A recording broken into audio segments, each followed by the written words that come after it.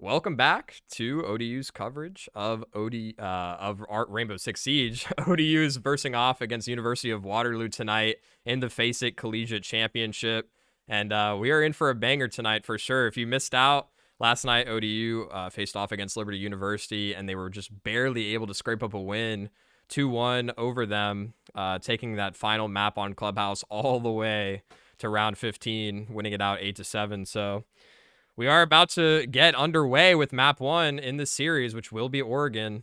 If you are returning from last night, welcome back. And you might notice a few familiar maps here in the series. Maps 1 and 2 going to be Oregon and Cafe, which if you were here last night, you would know Cafe and Oregon just in the reverse order in their previous series. So ODU has gotten a chance to get a bit of a warm-up on those maps in their previous series.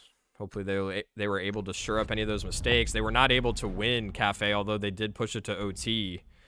So will definitely be a test for them today to see if they can pull off the victory on that map. But we're going to be starting out on Oregon here, which is ODU's map pick, so they will be starting on attack.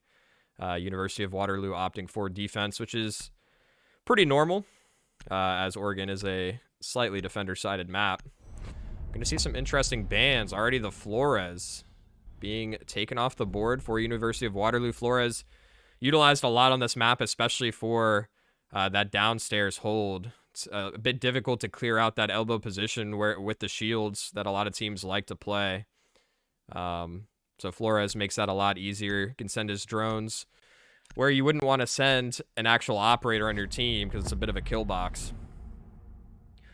So that ban from Waterloo definitely televising that they want to, take advantage of that position, especially on the basement defense. We're going to see Thatcher and Cade bans from ODU, which is, again, just pretty stock standard stuff. We did see them ban both those operators, I believe, across the board on all three maps even in their previous... Actually, no, that's not true. They banned it on Oregon and the Cafe, I believe, but I think it was a swap for... Club, or maybe they didn't ban it on Cafe and they had it for Club. I'm not 100% sure, but Cade and Thatcher both very strong operators as well. Can be a little bit tricky to deal with the Cade clause. Sort of forces you to bring a Maverick in a lot of those situations and can slow down the attack quite a bit, especially on Oregon, where there is a lot of breaching to be had. So right off the bat, getting into round 1, we're going to see this operator selection. And nothing out of the ordinary here. I do like that we see 2 hard breach for the side of ODU. There were a couple rounds that they had in their previous series where, they only had 1 hard breach, which definitely came back to bite them in a couple of rounds, forced them to sort of do a bit more of a run onto site type of execution, not able to get all the map control that they maybe had wanted previously because either they lost their hard breach to an early pick or just, it was denied by an impact trick or something of the like. It looks like they're calling for a rehost right now, so as soon as we confirm this rehost, we are probably going to... Oh, okay, so we are going to have a rehost. I was told... that we would be playing on East tonight, but it looks like they wish to play on Central, so we're going to send it to a break, and when we return, we will be back into Game 1.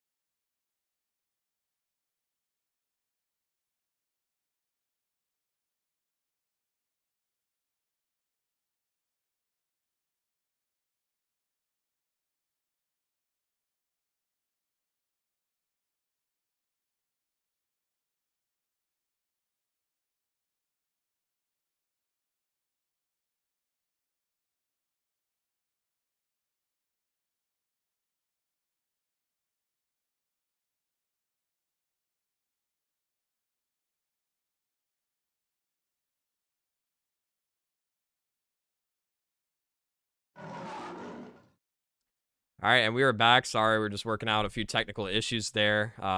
We have swapped to the correct server location, and we are getting back in the game right now with round one. We're going to skip over the operator ban phase because, of course, both teams already locking in bans, so we can just streamline that a little bit. We're going to be hopping straight into round one, and should be basically the same picks here and the same site location, I would imagine, for both teams. So we are just going to get back underway like nothing ever happened.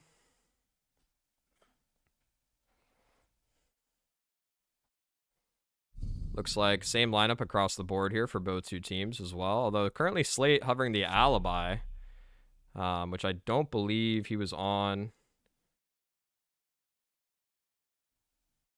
I don't believe he was on that initial time. Okay, he is going to 6-pick off to the Goyo, which I believe is what he was on. So this is going to be a top site hold for this first defense for University of Waterloo. And here we go. Getting into rounds. Round one of this series.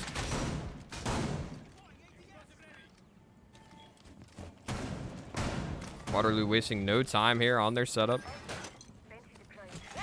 Something I'll be curious to see is how they plan on extending downstairs, if at all.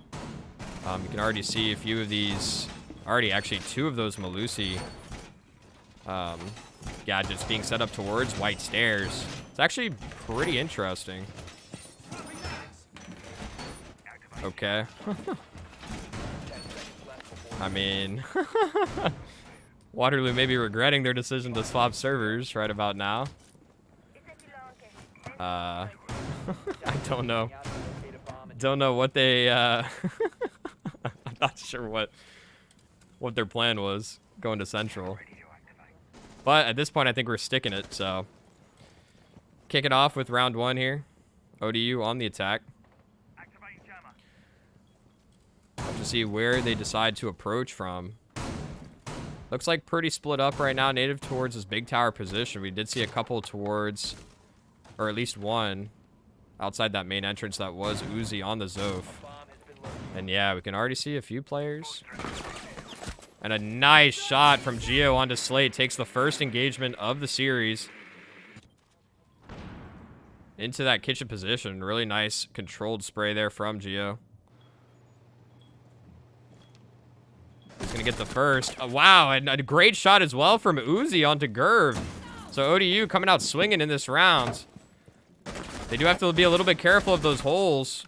And the swing out from Ultra is going to trade one back onto Uzi. So that's now a 4v3 for ODU. Gio was not quite close enough to Uzi there to get the immediate trade. And I believe that Ultra has fallen away now. Bomb located by attackers. Fendi going for a bit of a long-range frag grenade here into the window. I think he's trying to clear out maybe the shield.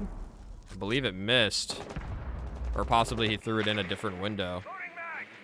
So that's a bit unfortunate. That's one less piece of utility they have now. And ODU does have to be a little bit careful. They did get those early 2 entries, but they are sort of stalling out right about now. They need to make sure they keep this pace up in this round if they want to be able to have time to clear out this utility and these positions. They are getting attic open. Still a minute on the clock.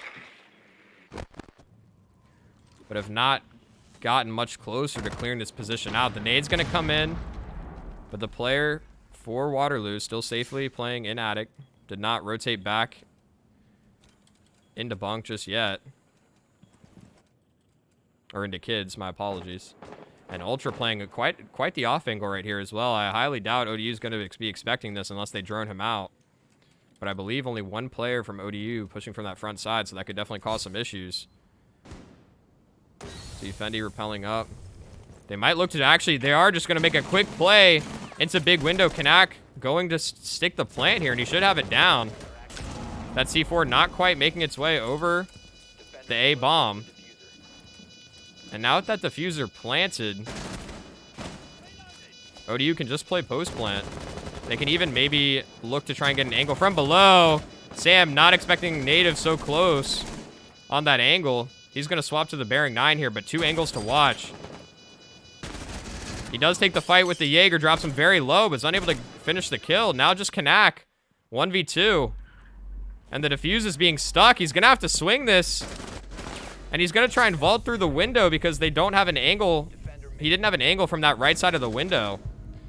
So a bit of miscommunication there from ODU. I'm not sure if maybe someone that was playing on the left side of that window got a peek, you know, got peeked from attic, maybe from attic window or something like that. But ODU losing a couple of players there, leaving it all up to Kanak and just not in the greatest position for that post plant. So that's going to be round 1 going to University of Waterloo. And I mean, it looked good the start of the round from ODU. They found 2 very swift entries, but Ultra doing some great work finding one back, and they, you know, stalled out the time there. So, you know, it was an interesting play for ODU to call the shift in the play, just jump through big window there, and I like the call. Just a little bit of a precarious position that they found themselves in for the post plant. So we are going to head downstairs to laundry for this second round defense from Waterloo.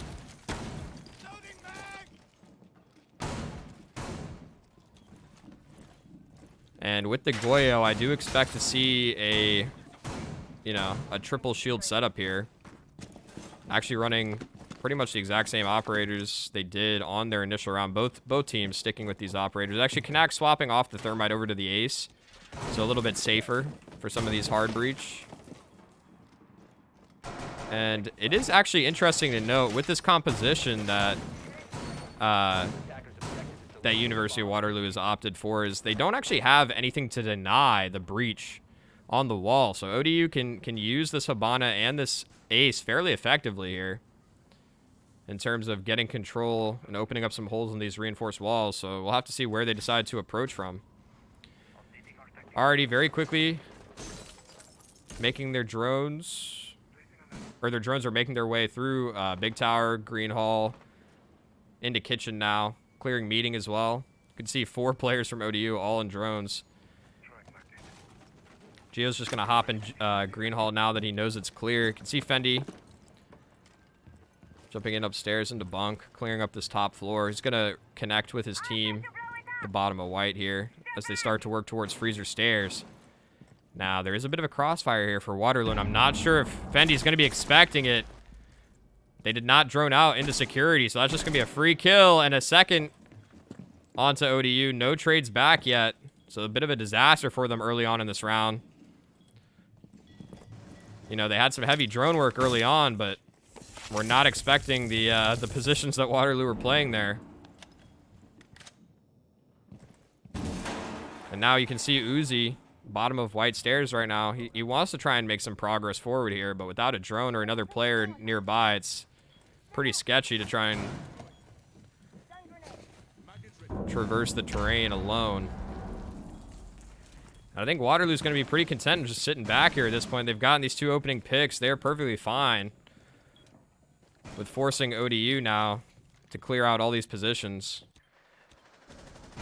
Because ODU, now 2 less players, that's less drones you have now to clear out the site. Gerv even going to add 1 more to the kill count for Waterloo.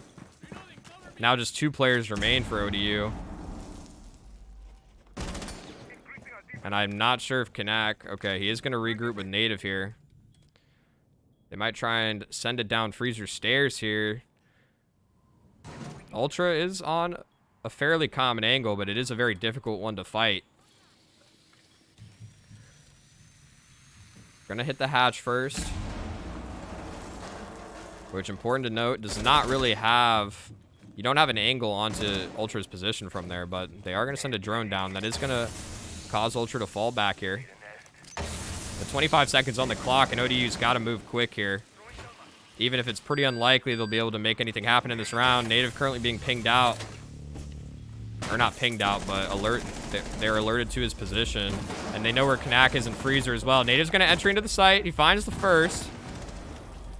Having to reload his rifle here, though, and there's just crossfires all over the place. Kanak's able to at least add 1 more for ODU, but Suvin to clean up the rounds. Pivoting back and forth. from this position. Great shots out of him. That's going to be the second round for Waterloo.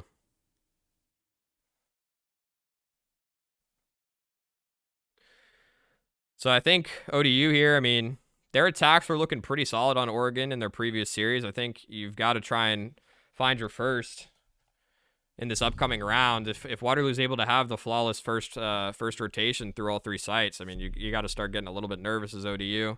Something has got to change. We're going to see Uzi. Okay. He was on the Zof, going to swap over to the Sledge. Everything else is going to remain the same here. And this time, important to note as well, Waterloo with the mute. It is going to slow down ODU quite a bit. Mute, not as strong as he was before in terms of being able to deny walls as well as information gathering, but he is still pretty annoying to deal with.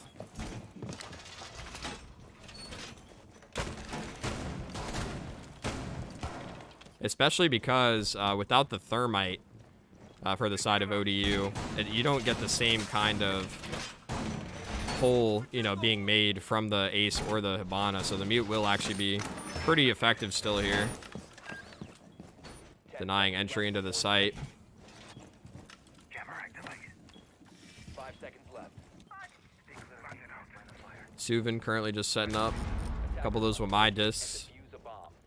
I will expect to see him playing fairly close to the site just because his utility is something that he gains during the round. He doesn't start with all of it at the beginning, so typically you see Wamai's more of an anchor so that he can deploy his utility towards the site. But he might also choose to roam, use some of that utility offside as well to help support his team, which I'm sure they are most definitely holding on the second floor as well. You have to at least fight for it.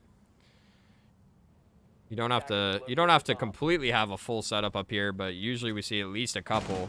Currently with at least two players from Waterloo up on that second floor. You can see ODU is going to focus their attack up here first, try and clear out kids in bunk. It's a very interesting nade from Uzi from below. It's unfortunately going to get caught by a Wamai disc, so nothing will come of it.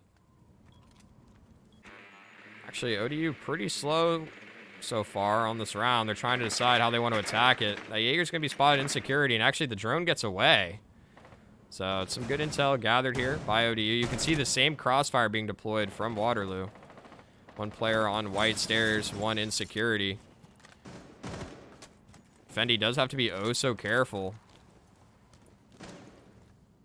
about this window and the attic window as well. You can see Native. It's going to make a hole there with the Hibana pellets and then use, I believe they're going to use a frag grenade to get rid of the mute. Uh-oh, but I'm not sure that destroyed the mute jammer, actually. It looked like it was a bit off. So they might have to invest another frag grenade here. Luckily, they do have 3 sets of them. But now only 1 remaining on Geo and Uzi and none for Fendi, so. Already. Not only are the frag grenades getting a little bit low, but you can see the time on the clock just now cresting over a minute left. But ODU's just going to walk into kitchen. And the diffuser is on the other side, but I think Suvin has no idea that he's already just walked into the site. He's currently looking towards Zigzag. I don't think he still has realized. I think he's still getting shot. He still thinks he's being shot from Zigzag. Knac's going to make the rotation across. Geo's going to find that opener. And I think Native has control over attic right now, so the plant's going to go down in meeting. You can see the retake is on now for Waterloo. They've retaken this kitchen position. Gurv's going to kill Fendi. And Slate finds Knack, but the diffuser has already gone down, and they have not found Geo in the split corner yet. Native's good for another one. And Uzi sounding off in turn as well. He is going to get traded immediately by Samwise. But now Samwise in the 1v2. In this position, he has to fight on the attic hatch. So very difficult, especially with the SMG-11. And Nate is just going to move over to the holes in the ground. Clean up that final kill. So a great round from ODU. And it seemed a bit odd from Waterloo. Maybe they just had almost too much on that roam because only 1 player anchoring on the side, it seemed like. And ODU just are able to find an opening there, walk right in. I mean, I'm a little surprised that Waterloo didn't at least have Barb or a alarm or even a camera or something. I mean, obviously Valkyrie is banned, but you can still have a bulletproof camera or something watching that green hall position. They just had no info there. ODU just walked straight into kitchen. They could have planted right there, but they decided to take control of meeting first and get the plant down there. And we saw how powerful that position is in attic as well. You really, if you don't have control of attic and you try and go for that retake into meeting, it's going to be so difficult as a defender. And Samwise with, you know, no time on the clock as well. He can't hardly hope to try and have the time to retake attic before going for that 1v2. So they are going to return back up to this top site now that it is opened back up again for them. Looks like a pretty similar setup this time, although they will have the mute. Important to note, the first time they did not have the mute. Or sorry, they did have the mute the first time. They didn't have the mute on their downstairs hold.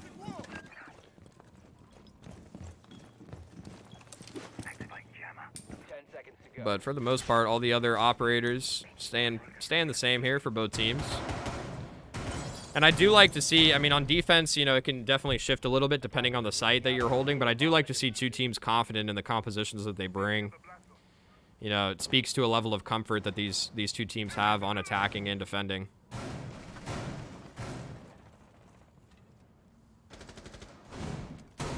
Maybe a bit of a spawn peek there. I'm not 100% sure from Ultra. Did hear him fire off his gun a little bit. He is getting pretty aggressive here over towards dining.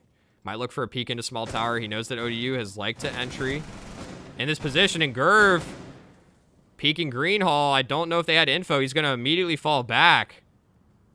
And this is a disaster so far from ODU. Kanak is going to throw a drone in.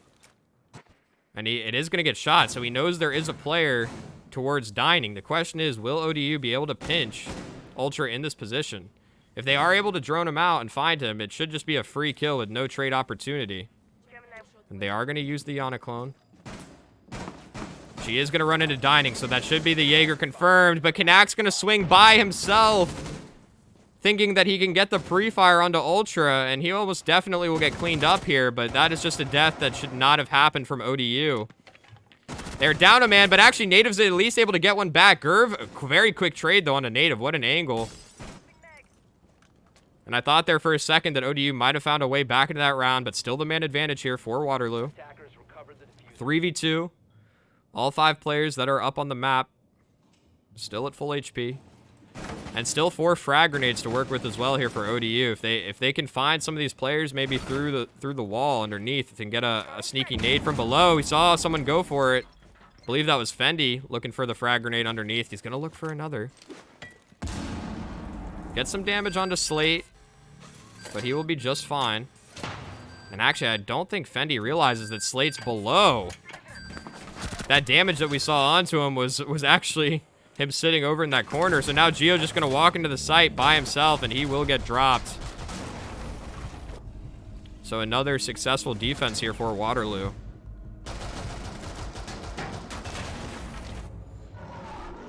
Now, luckily for ODU, like we were mentioning at the beginning of this map, this is a fairly defender-sided map. So if they're able to pick up at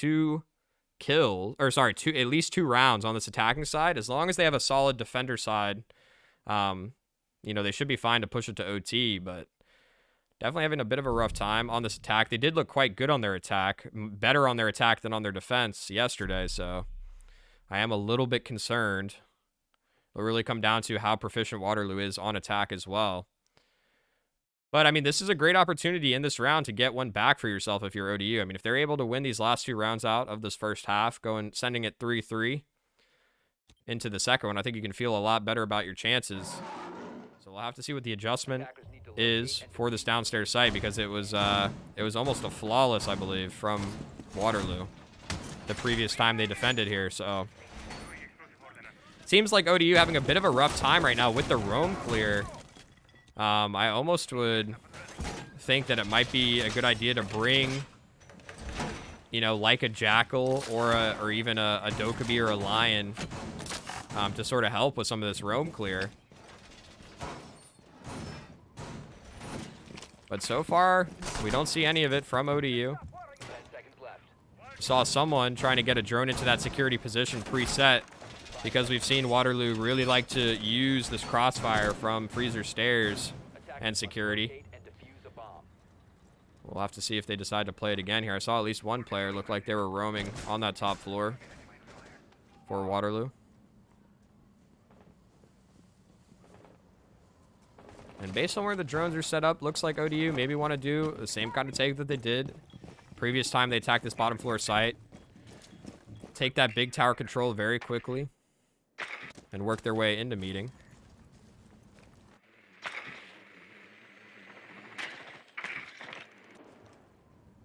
This time making sure they thoroughly drone out towards dining.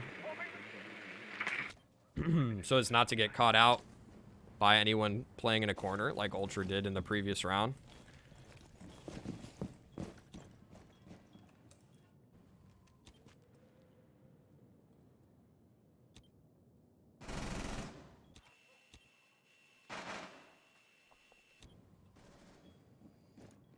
Right now, we're not seeing too much going on here from ODU. Just some drone work before they push up this time. Native with the opener onto Slate. What a great shot he was able to find. I believe that was towards... Actually, I'm not sure where that was towards. Maybe a run out coming out of lobby. Or maybe into, possibly into classroom. Be surprised if it was at the end of Green Hall. Gio gonna destroy that cam. I don't think he's aware of that player on Big Tower Stairs, though. He does have to be a little bit careful. He's gonna hop on the drone here. Oh, and he does spot the player Big Tower Stairs. So he's gonna pre-fire, and it's a nice shots onto Ultra. Almost able to drop him. Brings him very, very low. Ultra's gonna have to fall back to the site here. And ODU, they're looking good in this round so far, but again, a little slow, I feel like, into taking this control.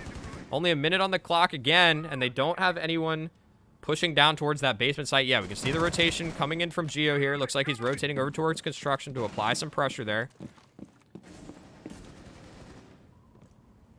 But no one working down freezer stairs yet. Fendi gonna drone Uzi in over here.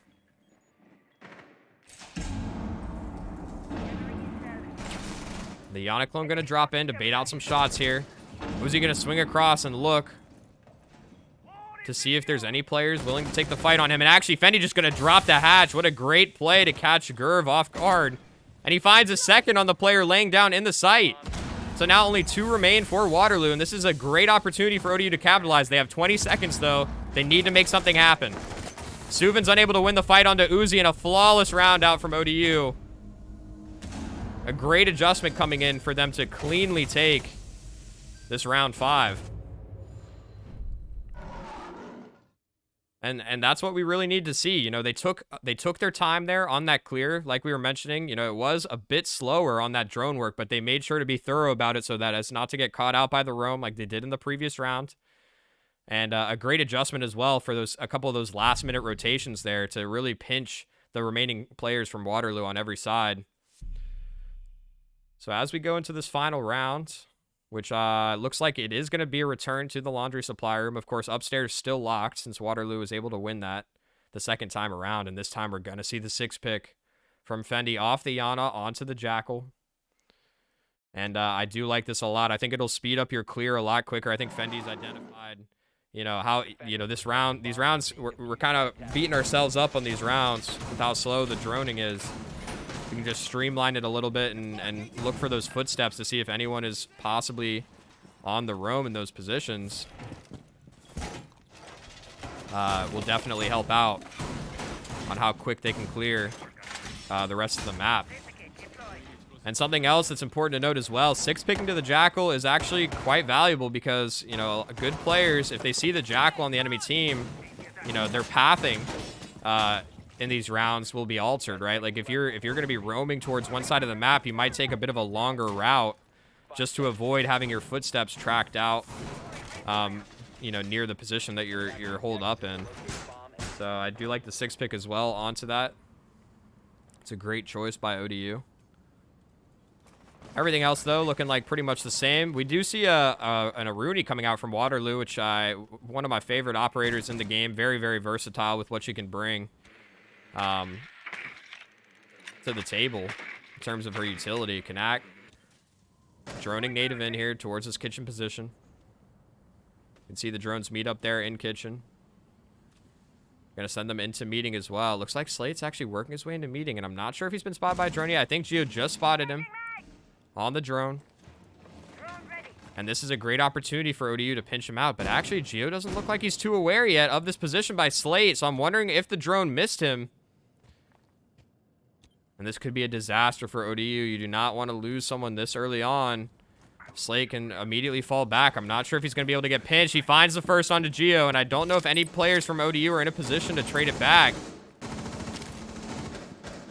Those footsteps that are being tracked are of a player that is back on the site. We can see Slate moving his way into classroom and finds and tucks himself again nicely into a corner, and ODU has no idea of his position. If they bring the jackal over, they might be able to spot his footsteps here and get a ping onto him, which looks like that might be the plan here. You can see Fendi working his way towards meeting. He sees the footsteps on the ground, but it looks like he's not aware of Slate's position, and the swing's going to come out. Slate just playing the map beautifully here, and he's going to immediately run away as well so as not to get pinched by the remaining players from ODU. And this round is looking pretty rough. The jackal not working how they wanted to on the roam clear, and Ultra's even going to find a third. Just Kanak and Native now remaining for ODU in this round. And minute on the clock. They do have some time to work with, but unless they can start getting a couple of these picks back, you have to imagine it's pretty hopeless here for ODU. Especially if they're unable to find these roamers. They spot the first. Okay, and they are at least able to get the kill onto Slate, but not before Kanak takes quite a chunk in his HP. Ultra's even just going to get aggressive from Attic and swing. And he finds the last two, in addition to the one he found earlier. So that's a 3K on the round from him. Great shots out of the Aruni from Waterloo. And that's going to be the first half done and dusted, so we are going to see a side swap here. And, you know, this is a pretty typical half. 3-3, I think, was what ODU was shooting for, but getting the 2-4 is still pretty solid. And by no means, you know, this is still anyone's game. Going to see a very similar composition here, main difference being the Legion from Uzi. Although it looks like ODU might opt to go downstairs first, as opposed to Waterloo, who was favoring that top site.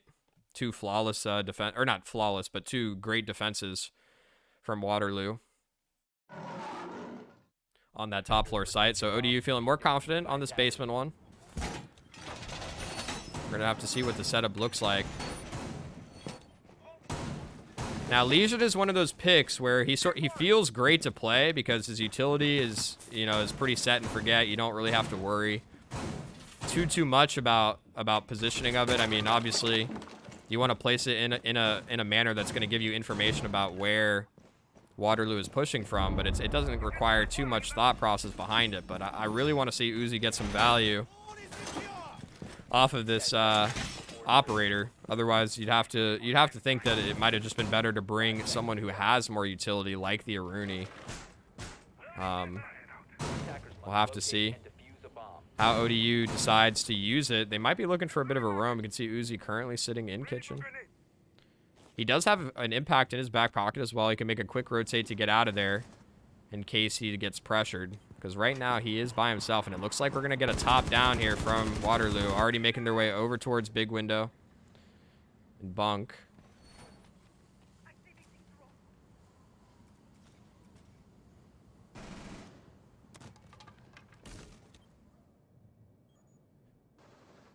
See Fendi playing this top freezer stairs position that Waterloo is doing a great job as well. Rooney's going to drone out there. She now knows that Green Hall is clear. Going to shoot the default camera. Slowly work her way up here. See Fendi falling back down freezer stairs.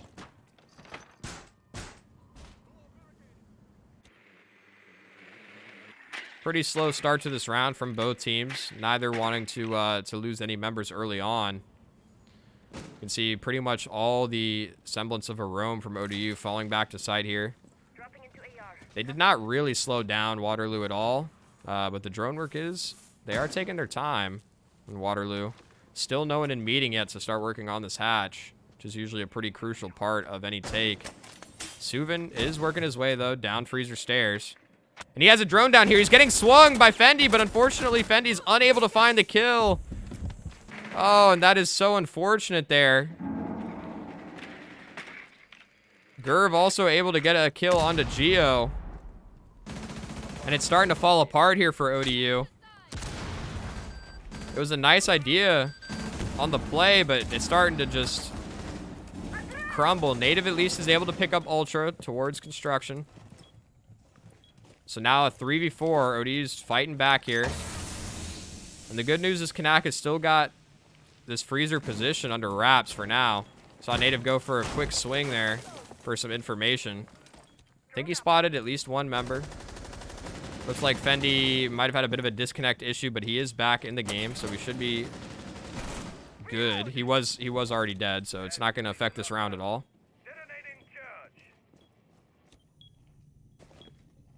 And Uzi tucked in a great position here. As long as Kanak can hold this pillar position, this is such a strong spot from Uzi. I'm not sure about that impact grenade. It kind of alerted them to his position. He does have to be a little bit careful here. Native, unfortunately, going to drop. Uzi's going to look for an aggressive swing. He doesn't quite find the kill. Kanak also going to swing into freezer, but again, not able to find anything. He's going to turn around, find Slate, but now he's by himself in a 1v3. And Suvin just doing all the work from freezer. In tandem with his teammates that were pushing down lobby stairs, and he really didn't need to do much there. ODU just unable to find him in that freezer position.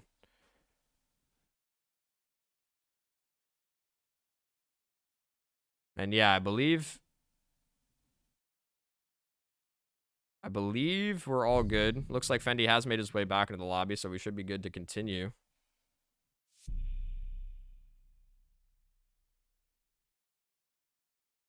Looks like Native is interested in swapping back to East for the next game, just because we swapped over to Central in hopes that the ping would be a bit better for Waterloo, which, if you did not know, they are located in Ontario. But it looks like they would rather stay on Central. So we are going to continue to play on Central here, as the tournament rules say.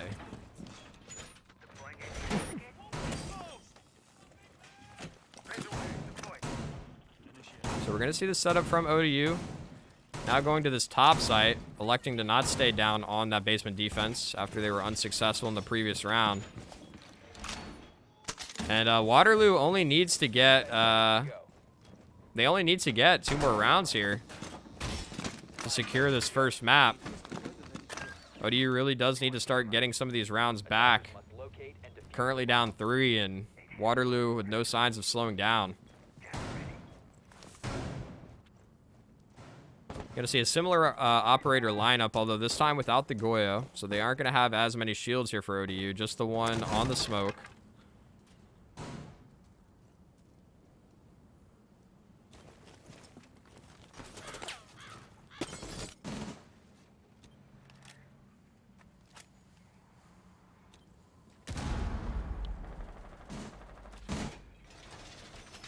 Looks like Waterloo's going to get into attic pretty quickly here. Start trying to open up that reinforcement with the Maverick. They did bring the ace as well, and actually already getting a hole open. Of course, again, like we were mentioning, Mute can only do so much in terms of wall denial now with the changes to him a while back. So Native already feeling forced to pop that first smoke. He's trying to get to a bit of a safer position.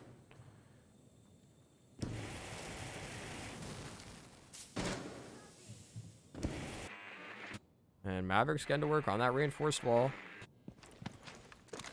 Gonna get a drone through there. Oh, unfortunately the drone went through the hatch. And actually it's almost fortunate because Fendi's looking for a beautiful flank right now. Unfortunately he's gonna get shut down by Gerb, but Geo's able to swing into Master and find Suvin. So 2 early kills going the way of ODU. Oh, and Geo's even gonna swing out onto the ace. What a great heads up play from him. Onto Samwise, who was repelled on his drone. Thought that maybe he was safe from that position, but what a great play from Geo to get two kills back the way of ODU. Now they're in a very dominant position in this round, up 4-2. And with no hard breach left, for Waterloo. They're going to have to use the control that they have gotten already. Actually, Geo just going to swing onto Gerv as well. He's just playing lights out right now on this mute.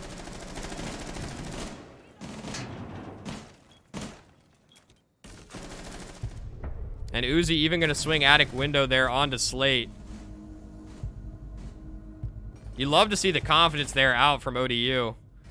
I was getting a little bit worried that they're starting to get a bit complacent. But they come back swinging, so that's going to be a third round for them. So they slowly start to climb their way back into this game. I expect to see a return down to this bottom floor site, being that it is the better of the remaining two that they have an option to go towards. And we're going to see an adjustment here from ODU. Looks like they're going to swap over to the Mira. Interesting. And I'm assuming Geo is going to stick this. It looks like he's going to be on the Clash in this round. So very interesting choice from him. Have not seen a whole ton of Clash lately, but this is one of those sites where she can find a lot of value if played properly. It's a great job at shoring up some of those long hauls with her shield that, of course, can slow and deal damage as well. Can really stop a push in its tracks. And only one set of nades here for Waterloo in combination with the stuns from Zofia to deal with this.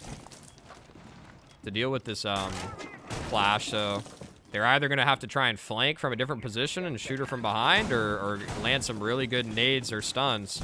I think if Geo plays well, he can probably single-handedly win this round for ODU, which is what it looked like in the previous round as well on the mute. Some well-timed aggression. So yeah, we did see the 6 pick for Slate as well onto the Jackal.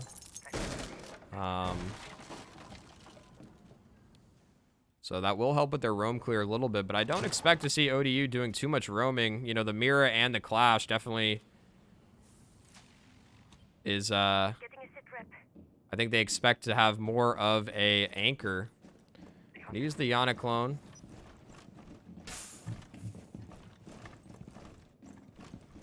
To figure out this position towards Zig. I believe that was the clone. Yes, it was. It's going to timeout now. Gerv. It's going to cook a grenade here.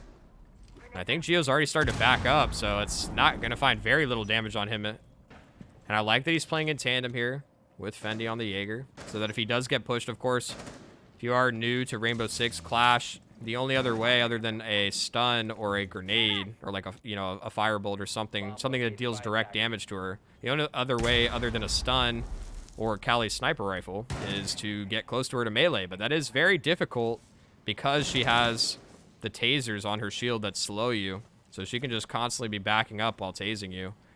And in tandem with another teammate can definitely cause some problems. We're going to see this mirror deployed very late, though, for Uzi. And Slate just slowly walked down main stairs. No info at all for this for ODU over towards this position. And they did have a barricade up in lobby, but that was about it. So Geo's going to shift his attention over here. And he is going to pull out his pistol to try and destroy the hard breach on the Mira. I believe he was successful, but they lose another agent in the process. Sorry, another operator in the process. So smoke's going to come out over the Mira. Now just 3 people up for ODU. Native takes a lot of damage, and he really needs to not die. He's got 2 smokes still in his pocket. Those are going to be crucial. He pops both of them. But I think that nade is going to take him out. He knows he's dead there. He doesn't even move. The swing is going to come in from Gerv. Now just Geo remaining. It's going to be a flawless round from Waterloo. And what an unfortunate way to lose as well. I understand holding one of the mirrors in your pocket, I suppose, until mid-round to try and deploy it to sort of get a feel for where the push is coming in. But that was a very awkward timing there for Uzi. Just going to get caught out with the mirror window in his hand. And those are the kinds of mistakes, too, that can cost you games. I mean, Waterloo now on match point. ODU, they're going to have to get 3 in a row. And we've seen them do it before. You know, they were able to bring back a 3-6 deficit last night and push it to OT.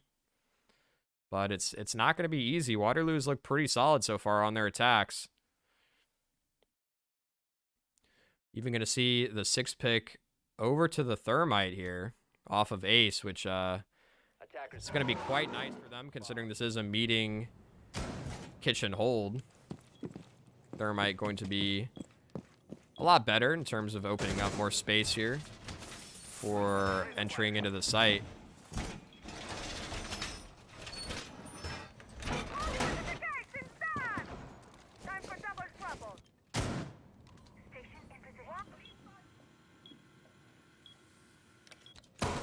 And currently, you're seeing ODU doing a bit of setup here.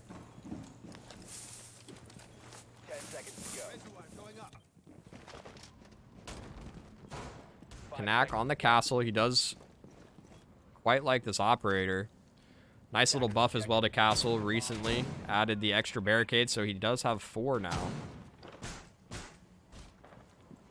Looks like one already deployed towards that double door at the end of Green Hall. One's going to go on the kitchen door facing dining.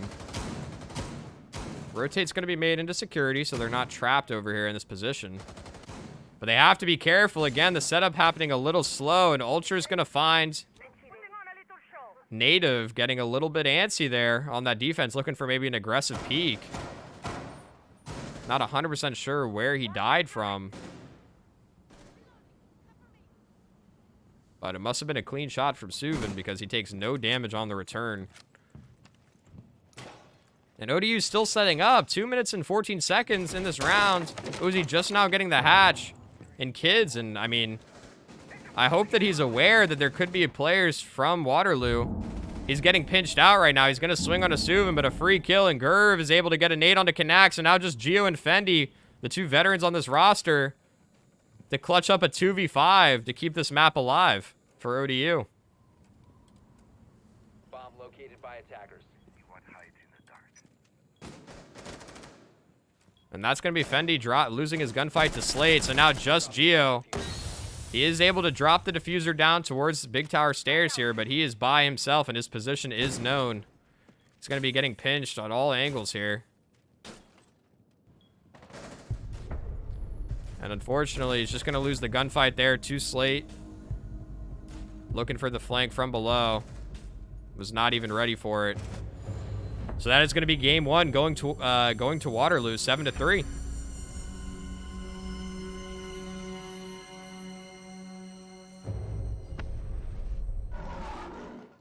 And yeah, there's not a whole lot to say about that game. ODU, bit of a rough time on their defensive side. They were able to get 2 wins on their attack, which is, you know, the minimum that you try and shoot for when you're going into a defender-sided map like Oregon. Would have been nice to see them get 3. There was that one round that they definitely had in their grasp and then just sort of fell apart. That would have been nice for them to pick up so that they could go into their defensive side 3-3, but they just were having a tough time getting anything going on that defense. They did have the one round that looked very solid, but I had high expectations for that basement defense with the Clash and Mirror setup, but it looked like not as practiced, you know, maybe something that they aren't as used to playing, especially with Mirror being banned a lot of times on Oregon, and also Clash being a bit of a pocket strat, not something that you're going to bring out a whole ton. So they just looked a little bit uncomfortable on there, and in the end, Waterloo's going to be able to close that map out pretty handedly, you know, 7-3. Next map will be Cafe. ODU will be starting on the defense as it is Waterloo's pick. And unfortunately, Cafe was actually the one map that ODU lost to Liberty yesterday in 8-6 fashion. They were able to take it all the way to OT, though, so it was a very close map. But you know, Oregon was the map that they won 7-5 yesterday against Liberty. So the fact that they've lost now 7-3 to Waterloo does not bode well going into map 2. So I think right now, if you're ODU, you just got to talk out what went wrong in that first map, you know, really reset the mental going into this game too. Because they have the potential. I mean, they came out swinging in that round 1. We saw those 2 quick entries for ODU, and then very quickly rounds like that can start to fall apart, really start to break down with the missed drones, miscommunication, things like that. And we saw Waterloo playing the map, you know, every corner that they could. Uh, they were making sure to force ODU to really have good drone work, or bring some of those roam clear operators like a Jackal, like a Dokkaebi, something to sort of help them out. And we did see a Jackal adaptation, but did not find much value on it. So hopefully, Cafe, ODU will be able to bring it back, tie us up 1-1. When we return, map 2.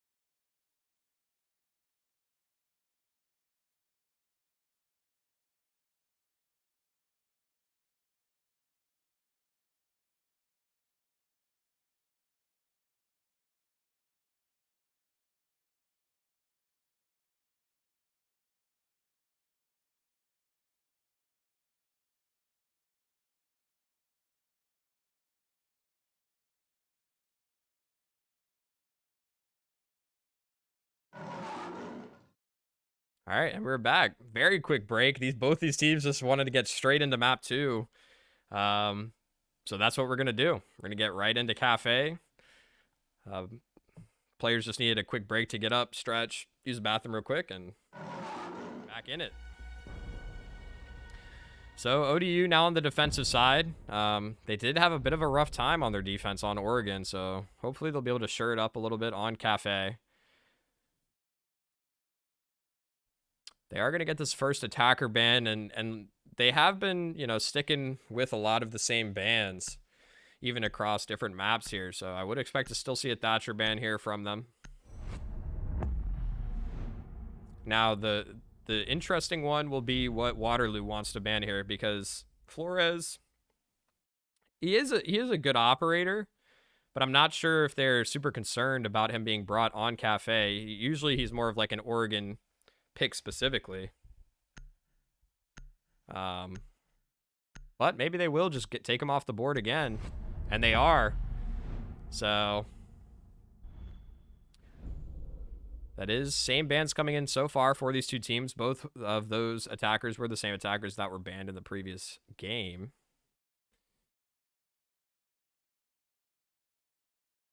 And honestly, defense bans might stay the same as well. We did see a Valk ban come out from Waterloo on the previous map, and that's what we're going to get again. And yeah, I mean, I expect ODU to most likely take away the well, actually, I mean, they might not take away the Cade here. Maybe they want to favorite for something instead that they thought was causing more of an issue for them. But yeah, probably just going to be the Cade here, and that is what we are going to see. So same 4 bans, both maps, both these teams are content with playing same lineups that they were bringing on the previous map. We will see a few adjustments, of course, especially on defense. Cafe plays a little bit differently here from Oregon. But if you were just tuning in, welcome. We are getting right into map 2 of this Rainbow Six FACEIT Collegiate Championship tournament. We are seeing, of course, ODU Monarchs facing off against Waterloo Warriors here tonight. And Waterloo was able to take the first map in 7-3 fashion over ODU.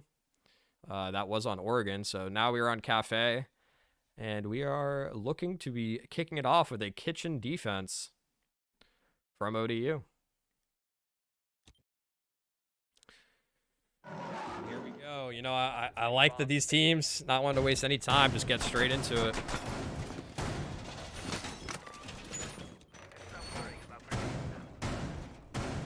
Gonna see how the setup is how the setup is managed here for ODU.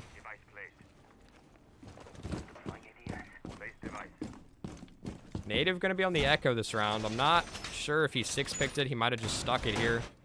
We have seen him playing this operator a bit more as of recently, especially on Cafe. 10 seconds remaining.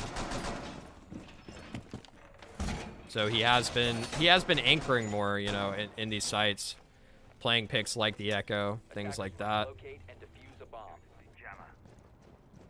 Everything else though, pretty standard. We do see a bandit and a mute actually for ODU, so I'm wondering if they plan on using some of those mute jammers off-site to help support some of the players playing nearby.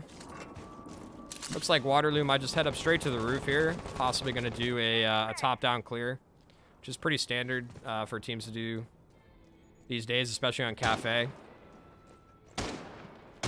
If you're new to Siege, Cafe is a 3-floor map. Got a top floor, second floor, bottom floor, and quite a bit of space on all these 3 floors. So you can see them already sending these drones through very quickly.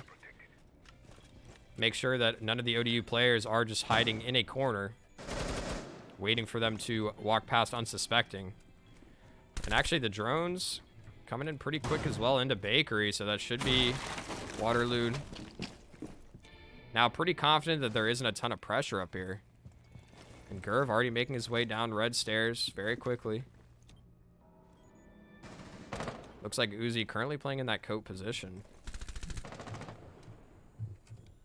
Few shots being exchanged here between Native and I would assume someone that is playing in the Bake entrance. Z Samwise opening some of that soft floor up to help hold that rotation from coat. Don't believe Waterloo has droned out a ton of this bottom floor yet, mainly just Bakery and possibly some small Bake. Oh, and Ultra is looking for that peek, but Fendi bests him. What a shot from him. Not sure if he spotted the diffuser there, but someone from Waterloo is going to have to rotate to pick that up. And I think they have droned out Uzi there, but the ADS is going to catch the nade, so he's going to be just fine. They send another one to follow it up, though. And he will drop. That is quite unfortunate. They isolated him very efficiently there. Able to get that pick. Native gonna send the Echo drone in to assist. And actually, I believe Native was able to spot Yana grabbing the diffuser and rotating out there. So they should have a little bit of intel now. See Suvin working his way up. Outer bar here. And Kanak should have these audio cues. Makes a very distinct noise when you're crawling around on the ground like Zofia is, so he should be able to calm that to his team. And it looks like this is where the hit's going to come in. 3 players here from Waterloo, and the trades are just going rapidly back and forth, but they're going to favor Waterloo. Kills just coming in so very quick, and oftentimes this is just how it works in Rainbow. Can you miss it? A round is over. 1 minute, there's 8 people alive. 2 seconds later, there's 1. So, wow, just some real high-level play here coming out from both teams. The trades, I mean, if you watch the kill feed there, you saw literally kill from both. Basically, 1 kill would go the way of Waterloo, then ODU, then Waterloo, ODU, Waterloo. And, you know, when you get the opener there, the trades favor you. You're going to have that 1 extra body still up at the end of the round. So, Slate able to close it out on the Finca. Finds the angle onto Native, who was playing in prep there, and that was a pretty crazy round to say the least. Defenders, protect your bombs from being defused by attackers. Looks like ODU, okay, they are gonna swap, go up to this top floor now. They're gonna defend this cocktail bar bomb site. Attackers have located a bomb. Gonna bring a very similar, actually the exact same lineup here, and I believe we see the same lineup as well for Waterloo. Seems that they're favoring the Buck quite a bit here. I'm not sure if ODU's identified that just yet, but, you know, definitely might look to try and 6-pick onto a castle for one of these rounds. Could definitely cause some issues here for Waterloo, or at least slow them down. would be an adjustment that, you know, I'd like to see, but...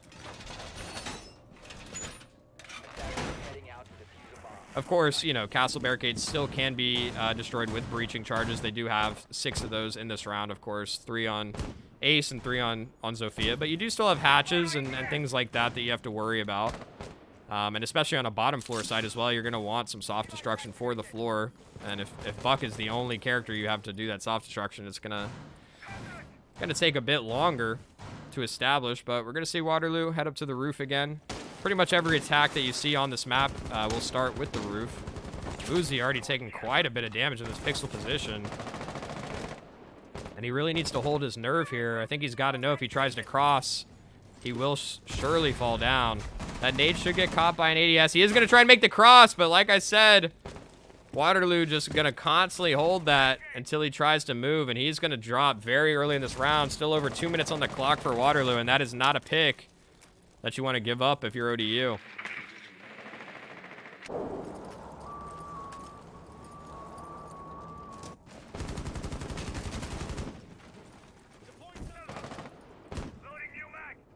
Gonna see Waterloo get to work on that ticket wall. I believe it is being jammed right now by a mute, possibly. Looks like they might have been able to destroy the jammer, though. Geo currently on the roam in library. They're going to send this Yana clone in very aggressively, already clearing out all of Pixel. That information is going to be given over to the rest of the Waterloo members. They even got a player on rappel to cover this position in case anyone from ODU decides to get a little frisky with the peaks.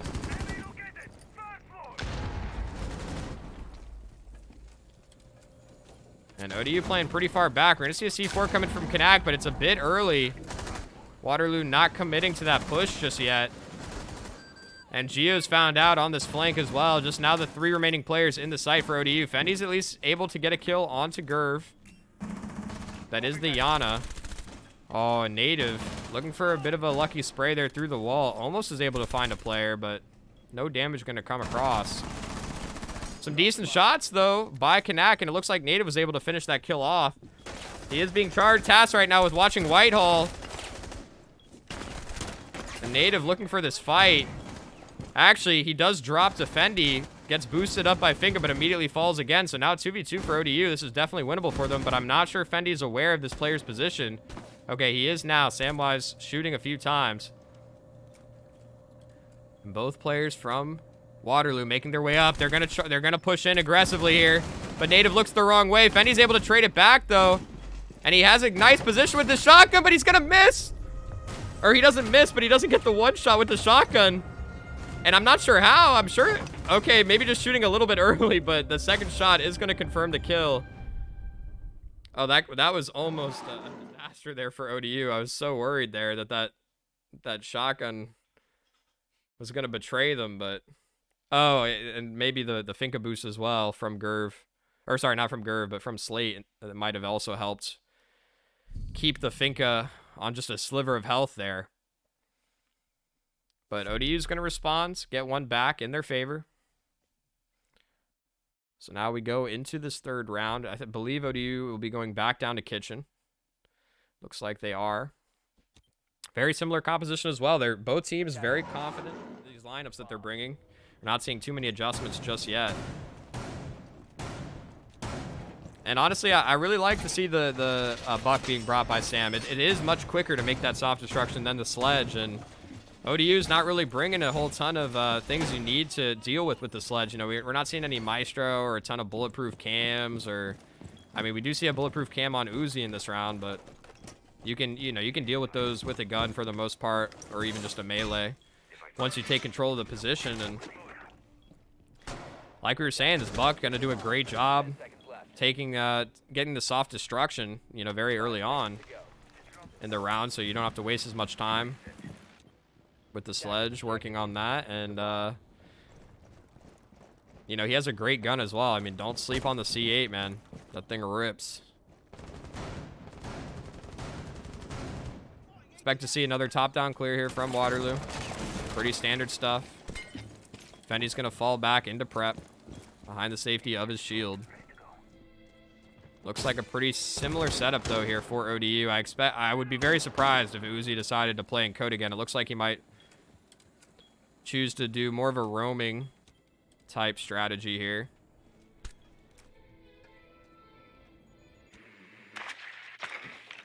And Slate is going to drone out into Fireplace, but he did miss Uzi, who I believe is playing in that corner. Or no, maybe that was Geo, actually. Oh, but he is going to spot him now on the drone. Geo is going to shoot the drone. That was a bit unlucky. Thought maybe he had found a bit of an opportunity there. So I expect him to, yep, he's going to rotate off down white now. Well, C4 being ripped here, but not quite released. So I expect that ODU will hold on to that for later in the round. Waterloo taking their time, systematically clearing out the second floor.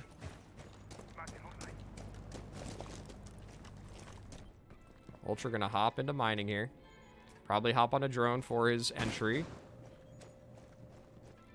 And Waterloo pretty much has all the control of the second floor now, so you expect this buck to start getting to work in dining and mining. Trying to open up some of these angles. So much soft floor here, and actually a great 2K. Kanak finds a beautiful C4 from underneath. And that's going to be the buck. Samwise, now they don't have that soft destruction. Ultra even brought, to 1 HP as well. So although native does drop, a great find for ODU. Now less than a minute on the clock as well for Waterloo. They're going to have to try and make something happen here. Oh, Kanak being pinged out, though, and that was very close to being a kill. They do still have a few breaching charges on Ultra, and Gerv's actually able to get a kill onto Geo. Kanak's able to swing and trade it back. But Gerv doing great work. I believe that's from Front Bakery. Yeah, working his way into prep. He's going to pop his Yana clone. HP still greatly favors ODU here, though, so they should be fine as long as they can hold these positions. Gerv's going to swing, though, into the site. Oh, and Uzi has to be so careful about doing this. Might look to try and use these holes that have been made early on in this round. Plant is going to go down. Oh, and Uzi revealed his position with those shots. Fendy's going to swing and find Gerv. Now just Ultra 1 HP, or basically 1 HP on this ace. He's going to have a rough time finding these kills. Going to get a little bit of a pre-fire towards prep window. But you have to expect that he's going to go down pretty shortly here to these two players. They're going to push them together. Fendi finishing off the round with the shotgun blast and plenty of time on this defuse.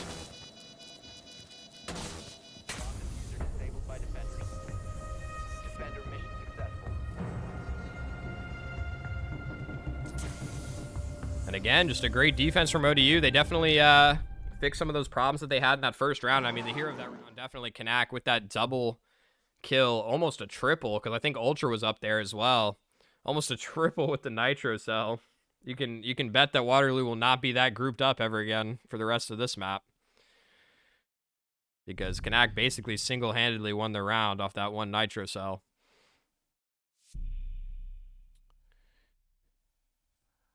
So now after winning those two primary sites, or the primary and secondary site for ODU, they are going to look to do a reading Fireplace defense here. Just typically what the third site most teams go to is. And we can see a castle this time for ODU, which is what I was mentioning. They might have a, especially on this side as well, depending on where they use the barriers. It's going to provide a lot of value for them, a lot of safety, considering that Waterloo does not have a sledge. They do have a Zofia, and they will have a couple of breaching charges as well. Actually, they might just have breaching charges on the Zofia. Not sure if they'll have them on any other of their operators. Frag grenades on the Yana as well can deal with a castle barricade, but it feels pretty bad to have to waste one of your frag grenades on a castle. And of course now castle with the 4 barricades as well. He has that extra one that he can use wherever he wishes. Uzi looking for a bit of an interesting spot for that ADS. I'm not sure what the plan is there.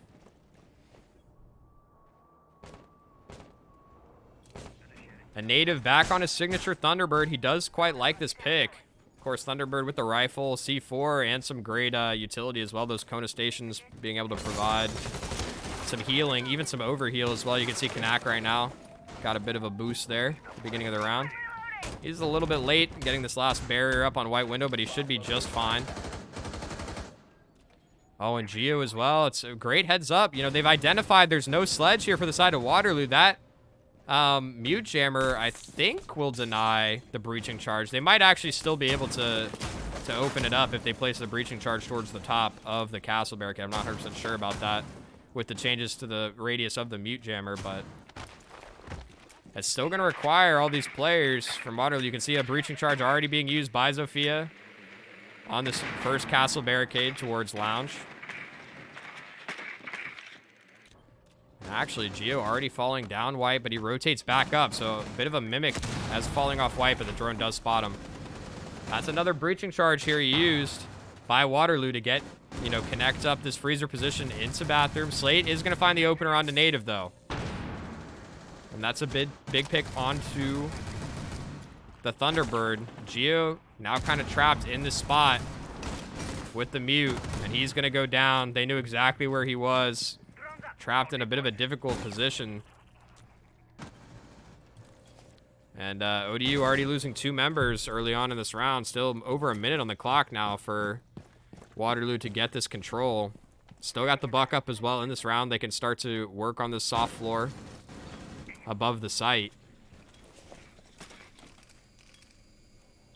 And Kanak, no C4 in this round to get a big 2K to swing it back in their favor.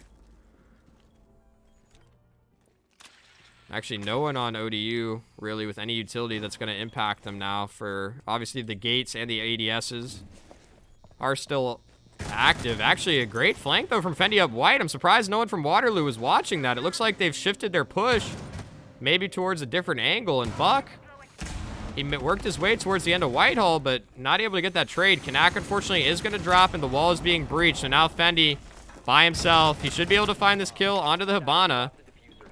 And he is going to walk through the rotate that was made by him, but he's now in a 1v3. This is a difficult spot to find yourself in, especially with the DMR. He finds the first. Oh, and he had the angle onto Slate, but Slate just quicker to the trigger finger there.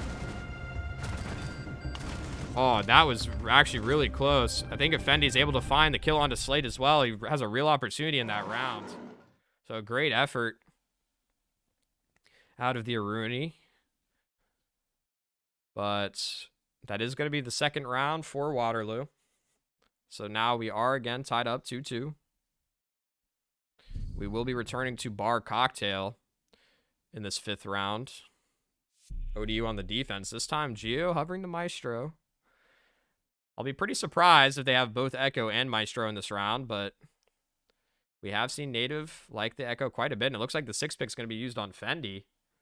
So Echo and Maestro will be stuck in this round. Looks like he's going to swap over to the smoke, which I think is smart. They did not have nearly enough destruction there to help set up the site for ODU. So Fendi 11-2. Probably not wanting to hop on the smoke here, but doing it for the for the sake of the team.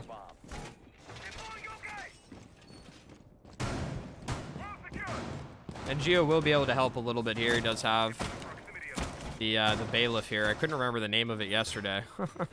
The little shotgun pistol.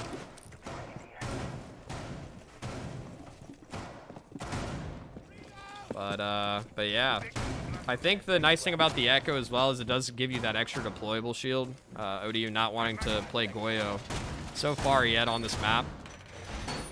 So having that Echo will allow for them to have an extra deployable shield that they can use these ADSs and Wamai discs to help protect these positions. You know, I expect one of them to go towards Pixel. The other one's kind of up to them where they want to play it. A lot of times we'll see it over towards Freezer. You know, in that supply room, that storage room area. Oh, but a quick repel onto white window is going to find the kill onto Geo, and that's a disaster. That's the Maestro for ODU. He just got caught lacking a little bit there, maybe a little bit slow on the setup or just not expecting Waterloo to be there that quick, and that's probably one of the worst picks. That's an interesting strategy there from Native. Slate's unfortunately again gonna find an angle onto Kanak. I'm not sure what the play is here from ODU. Fendi's getting desperate now, looking to get aggressive on the hatch, but Ultra's gonna best him in that fight. And it's very quickly starting to fall apart for ODU here. I'm not sure how they're losing so many members early. Like, they're just not ready for these quick angles, I guess, that Waterloo has found. Uzi should be able to find one, maybe even a second here on the flank. So that's a great 2K to try and swing it back in their favor. So ODU maybe actually having a chance this round. Unfortunately, Uzi attempting to rotate back up red is going to drop. So now Native in the 1v3. Finds the first. Decent shots, it looked like, towards Ultra over in shop, but not really able to connect too many of them. So Ultra will still be pretty healthy here. And they still have a minute 20 on the clock for Waterloo. So they're going to take all the time they need to find out where Native is playing. They might even look to try and nade him from below. He is playing on an area of the map where it is soft. He's going to reposition his drones. One of the changes a while back to Echo is now your teammates can help. They can actually, you know, look at your drone. Or, well, I guess it's always been like that. What am I saying? You can actually use the drones to help give Native some of that information about where these remaining 2 players are.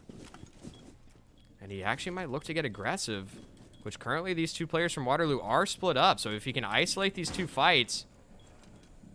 Okay, he should hear that rotation now, so that is some valuable information that he has gained. And I like this aggressive position that he's playing. Okay, the 2 players from Waterloo have grouped up now. So that is the only issue, is that he has to try and find a kill on the first player and survive the second one, who will be there for a swift trade. And it looks like Ultra's going to start to put this plant down. I think Native is aware of this positioning. And he finds the first. He might be able to find the second as well. The pre-fire onto Ultra is perfect.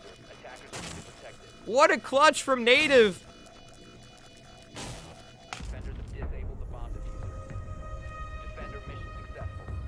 And you know that ODU's getting hyped up after that.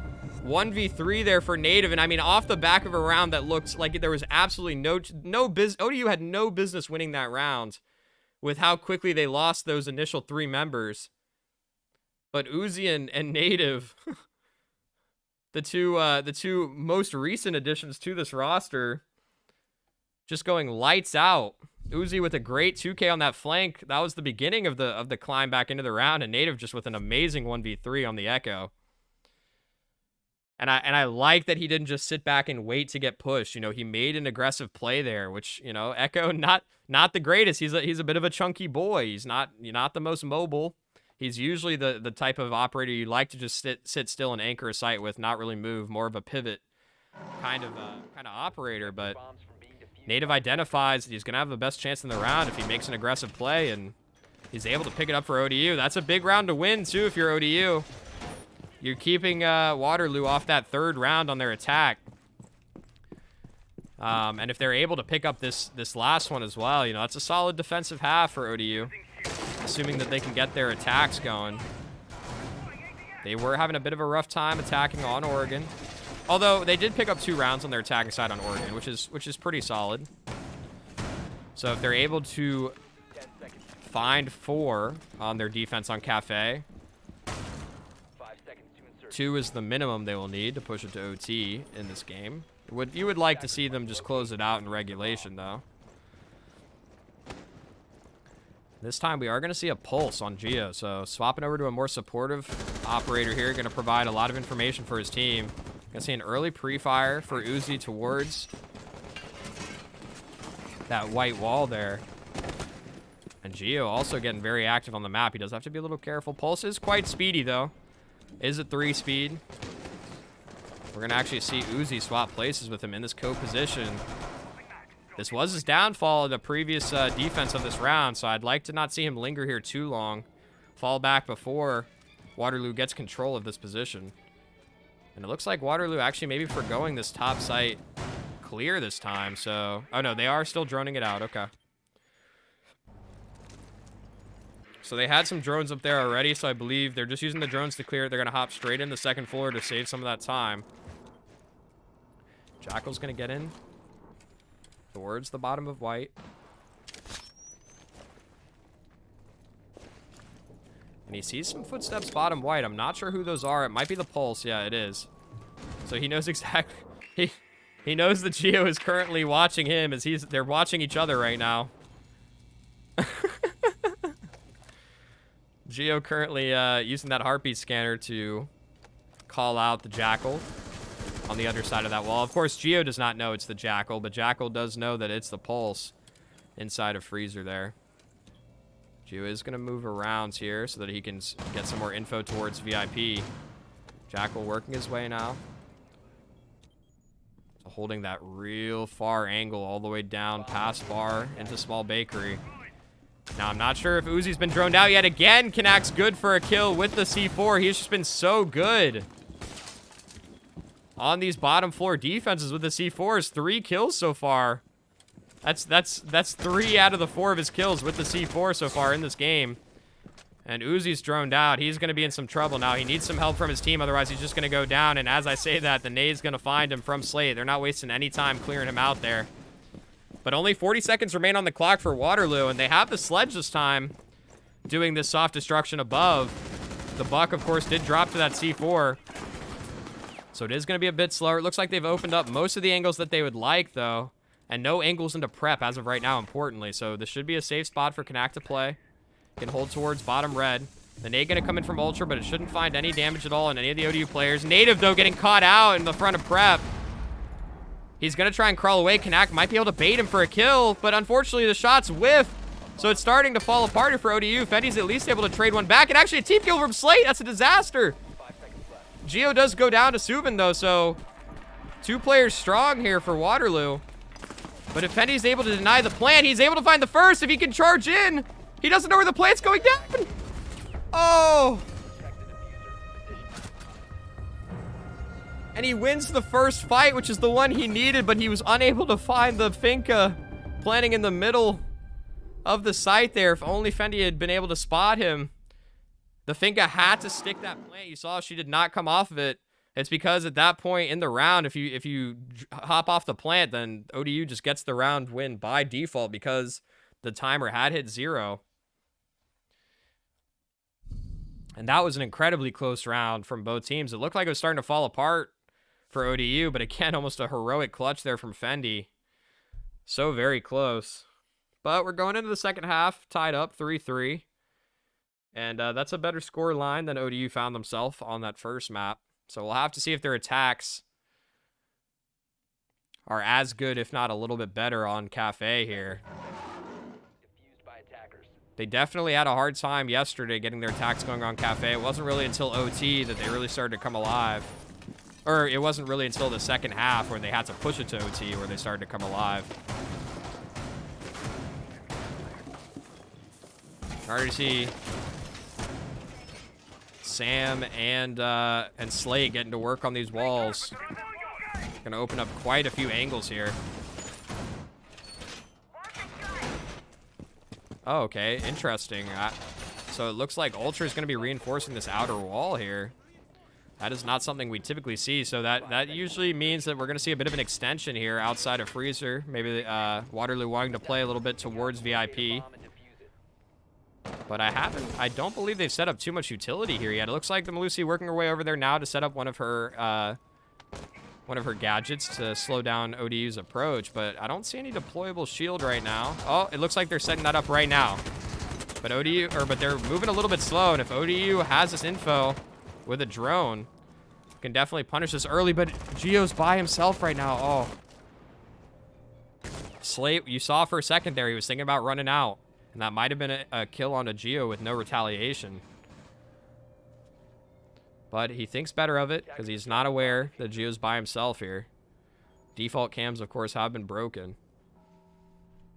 Looks like ODU wants to try and pinch onto this VIP player.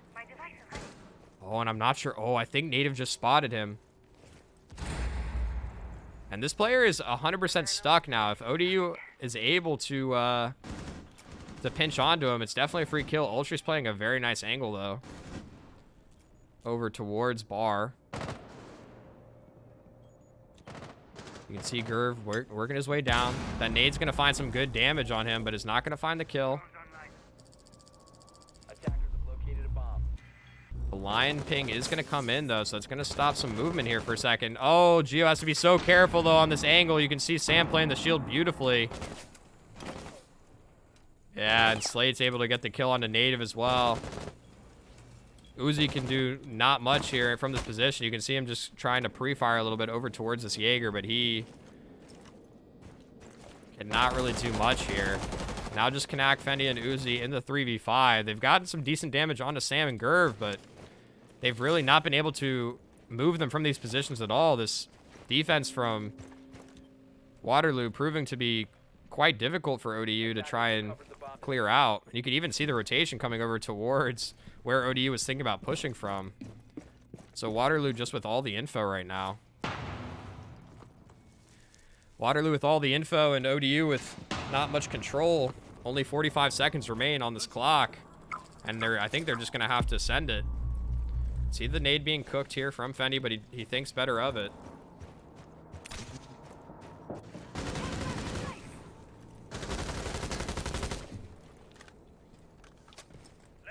Both of these ARXs firing off towards the smoke's position, but he's quite safe behind that shield.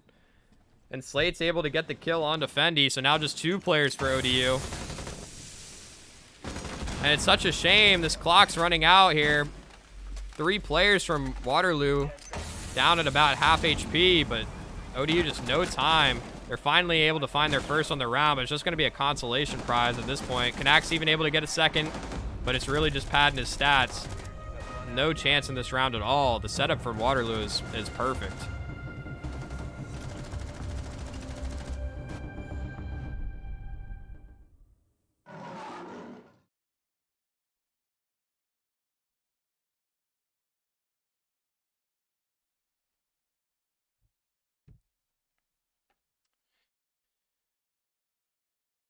And I hope ODU has a plan for clearing out some of these positions. That extension was really nice from Waterloo, and I don't think ODU was ready for it. It's definitely a difficult thing to clear. They didn't really have any pressure over towards Small Bake or Bakery as well, so that really freed up, you know, players from Waterloo to help support those players playing towards that VIP position. Even Brown as well, you know, if ODU is able to get control of Brown, that's at least another area that you can attack from, not have to worry about getting shot on those players that were trying to entry through big window. Native made it pretty far, but was not ready for the player playing inner bar. So setup working wonders here for Waterloo, and we're actually going to see a Frost in this round, which is quite interesting. Not a operator that we see a ton of, although she does have that pocket shotty now, which is quite nice for helping out with making some of these holes on site and things of that nature.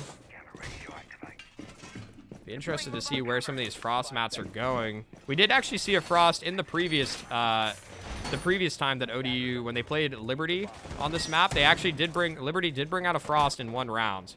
I don't think it worked super well, if I remember correctly. I don't believe she got any downs with her frost mats. Actually, Slate only just now putting some of his mats down. So we'll have to see if ODU does a good job droning them out. There is a mute for the side of Waterloo, so that is going to prevent some of that information gathering. And that could definitely cause some problems for ODU, especially if they're caught unaware by these frost mats. Oh, some good damage onto Samwise. And a nade's going to come in from Geo. And that might actually find the kill. Oh, it's just short. Looks like Geo's going to go for a second one. I think he's trying to get it into this bathroom window. Unfortunately, Gerv going to respond with a C4 onto that rappel, that Whitehall rappel that Fendi was doing.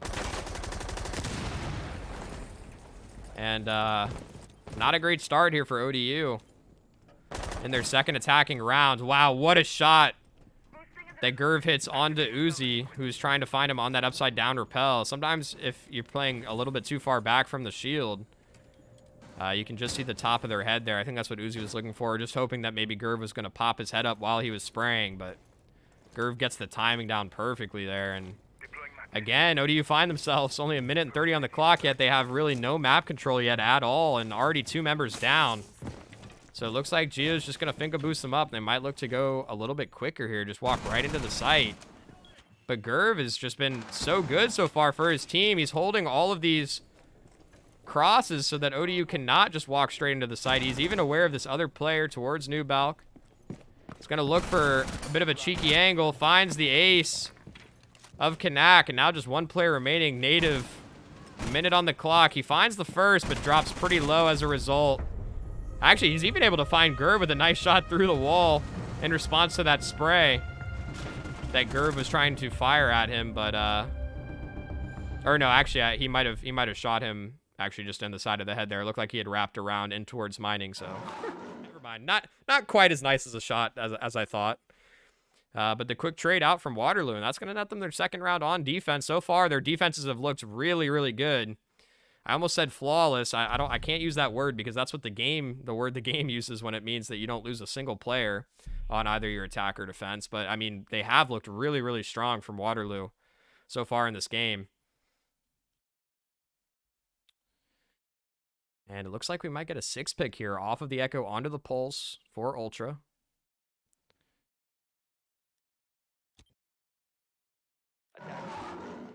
He has been doing some great support work so far in this game for his team. And a couple nitro cells as well for Waterloo. We saw Kanak do some great work with those on ODU's defense. We'll have to see if Waterloo also able to find some kills with them. Looks like we are going to have the upstairs extension. You can see Gerv already reinforcing both of those outer panels and one towards the supply room so that they can play a little bit more forward and be able to fall back. 5 seconds left. Interestingly, though, no castle here, which is what we saw ODU bring when they did this reading dining defense, which is pretty good for ODU as well because we see Uzi on the Ash. I'm not even sure. He doesn't even have breaching charges here, so it would have just been the 2 breaching rounds and the 3 breaching charges from Kanak to be able to deal with these castle barricades. So it's a good thing that Waterloo decided not to bring it. Instead, Slate on the alibi, and he has been on fire so far in this game, finding frag after frag, especially in these last 2 rounds. It's been going crazy. The MXR Storm, a great SMG to put your top frag on. Very, very powerful alibi as well. 3-speed operator here. Oh, and Slate's looking for it. He's going to jump out onto Native. And he should be able to get back inside completely fine as well. Native was looking for a bit of that pre-fire up towards, it's a bit of a tricky angle up towards heaven there, but he gets caught by himself. Uzi's just going to sprint into lounge though and get the first onto Gerv. That Ash charge is going to be used to clear out the shield. And I hope that he's waiting for this drone. Unfortunately, the mute jammer, I think, going to slow down this push a little bit. And he's got to know that there could be one towards White Stairs, but Gio's able to find the kill onto Slate. So very quickly, that opening kill onto Native nullified a little bit here by ODU. Uzi going to work his way very quickly into supply, but they've still not cleared out Sam here. Tucked into this bathroom position. He is the only player remaining up on this top floor, but it looked like one player from ODU. Okay. Uzi, I like that he's being patient here. He just needs to wait for his team. And they've already cleared out over towards this cocktail position, so he's just going to run to them. Make sure that he doesn't get caught unaware. But still, Sam in this position is not yet been checked. And he could really come back to bite them if he finds a nice timing in this bathroom position. Looks like Gio's went down White here. Slowly working his way up. He might just look for the entire rotation up. I'm not sure if he's aware of this player in 90 Hall right now, but Sam, this is what we were talking about, the backstab from bathroom. And he finds the first onto Fendi, who I'm sure is not too happy about that because I'm pretty sure ODU thought they had the entire top floor to themselves. Pretty sure it was clear. Oh, Ultra's playing such a cheeky angle here. Gio's going to need to be careful if he tries to take this fight. And actually, you can see him pull a nade out. Not sure if there's any ADSs there to stop him. And unfortunately, he's going to get caught with his stim in his hand. And all of a sudden, the kill's going the way of Waterloo. Now just Kanak in a 1v2. Bomb has been located. 10 seconds left. Not even sure if the Pulse's position was called out. He's going to be laying down, and that's a nice angle from Ultra as well. Doing some great anchor work as well in this dining site. And that is unfortunate. ODU looked to be in a dominant position there, but that was what we were talking about. They didn't thoroughly clear that top floor, and Sam comes for the backstab and wastes a lot of time. I'm not sure, but he might have even been able to find a second there before going down. So great work from him. Kind of nullifies that early work, those early picks that ODU got. And that's pretty unfortunate. And Waterloo again on match point here, 3-6. We're seeing a similar scoreline to game one. ODU, I believe, it was actually 2-6, I believe, maybe for ODU in game one. They were able to get one round back before dropping eventually 3-7, but you know, they've looked like they've been able to get some of these rounds started, but then they're just unable to close out, either running out of time here or not clearing all the positions is really coming back to bite them. And yeah, this is going to be their last opportunity now. They need to win 3 in a row here to push us to OT in this map too. Otherwise, that will be the series done and dusted. Waterloo taking the 2-0 victory.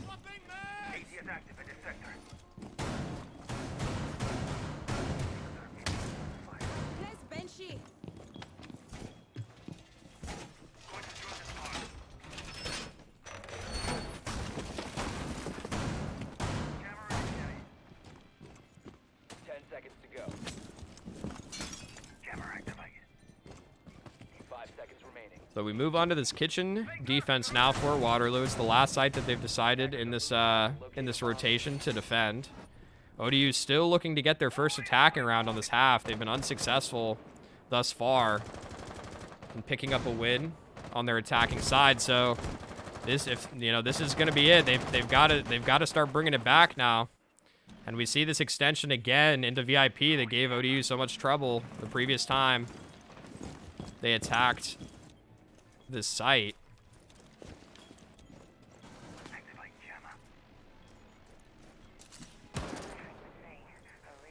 So we'll have to see if they've made any adjustments. Looks like Fendi gonna work his way. Oh, and that's so unfortunate. That's gonna waste a couple of seconds here. So he goes down for his drone. But yeah, we're gonna have to see if ODU's made any adjustments. It looks like they are gonna do a top-down clear now, looking for this top floor. But I don't even think anyone from Waterloo on this third floor. A few members on the second, it looks like. Maybe just looking to waste some time. I believe that's Gerv. Oh, actually, no, Gerv might be on the first floor, but shots firing off. And actually, Gerv, yeah, in this pillar's position. That's what I thought. Catches native unsuspecting. He's even going to turn and look for a second onto Geo. And what are the comms here for ODU? Fendi's also going to drop to Slate. Knacks at least able to trade it back, but now just 2 members remain for ODU, and they're going to have to find all 4 of these players from Waterloo in order to keep their team alive in this series.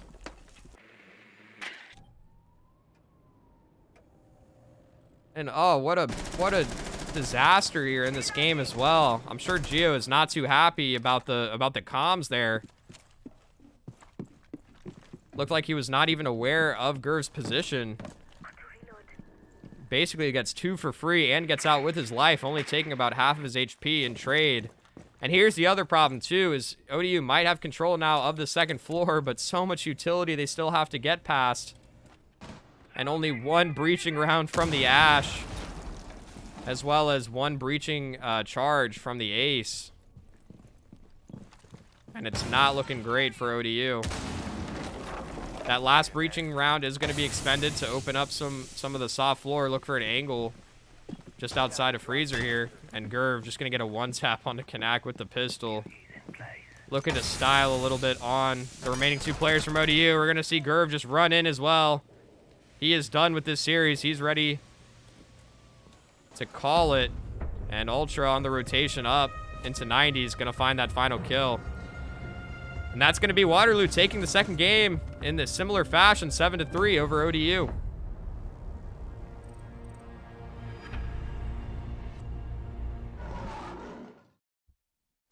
Yeah, that's just a bit unfortunate for ODU. You know, they were coming hot off of a victory in CEA over, or sorry, not in CEA, in CR6 over Liberty.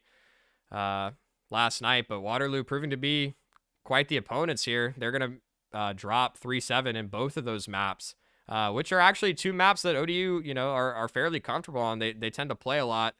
I did actually speak with the captain and a couple of the players on the team, and they are coming off a bit of a break right now. So expect them, you can't expect them to be firing at full power quite yet.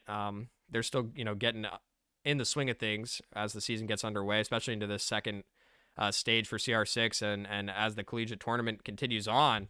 But that's going to make their record now, I believe, 3-3 in the FACEIT Collegiate Championship. So going pretty even right now. And I mean, we'll expect that, they're able to close out the rest of this run, with a couple more wins. I mean, they've looked pretty solid so far in the season, even though they do drop 2-0 tonight to Waterloo. They had a couple of great rounds, and I think the mistakes that they made as well that cost them some of those rounds, they can definitely go back and look at for improvements for sure in the future. So that is all that we have for you tonight. Thank you again for tuning in, especially if you watched our League of Legends broadcast earlier today. We got a 2-0 victory over Hoods Esports, I believe. And that is for the Mid-Atlantic Esports Conference. That ODU will be moving on to the semifinals. I'm not sure if that's next week or the following week. I know that we are going on break next week. Okay, but ODU will still be playing it, so definitely keep an eye out for hopefully maybe Mace will even stream that. I'm not 100% sure, but either way, we will keep you guys updated on Twitter. Speaking of Twitter, follow us on Twitch and Twitter. Our Twitch, obviously, if you're here, just hit the like, hit the little heart, hit the little follow button, turn on notifications so you know when we go live. And follow us on Twitter at ODU_esports. Like I said, we'll try and keep you guys up to date, especially over break when we will not have any streams, until people come back to campus and start playing again. So a lot of those games will be either rescheduled or we'll let you guys know what the results of them on Twitter. So thank you again for tuning in. I've been Jeremy Purely Iber, and have a great rest of your weekend and a great week as well. You will not hear from us until we get back from break. So thank you again for tuning in. Have a nice night.